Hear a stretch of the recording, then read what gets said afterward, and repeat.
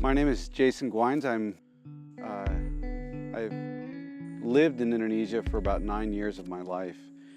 I've been back in the States for about 10 years where I planted a church outside of Philadelphia, a Vineyard church, which we've now sort of taken on a role with the Vineyard Indonesian Partnership.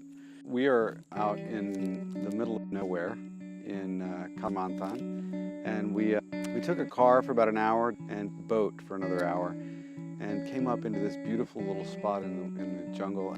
I was thinking to myself on the way here, what a great job description. You know, what a great job to have, that I get to be out and encouraging believers to get excited about their faith, and then and challenging them to move out in their faith towards other people groups, but also to come out here and encourage pastors like this woman who have been out here alone doing their work for so long, and encouraging them during this time.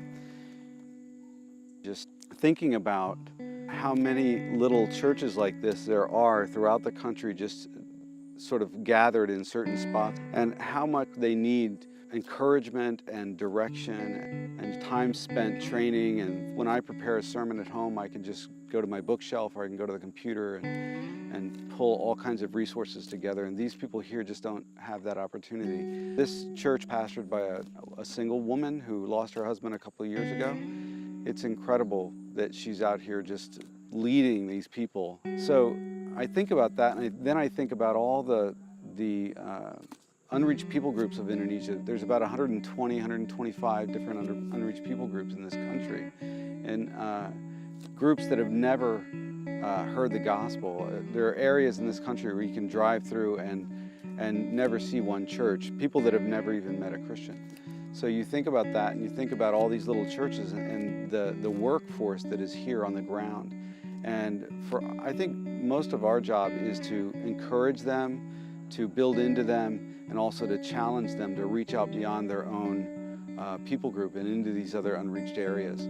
So there's a lot of work to do, and it's not without its dangers and its stresses and things like that, but it is something that's worthwhile.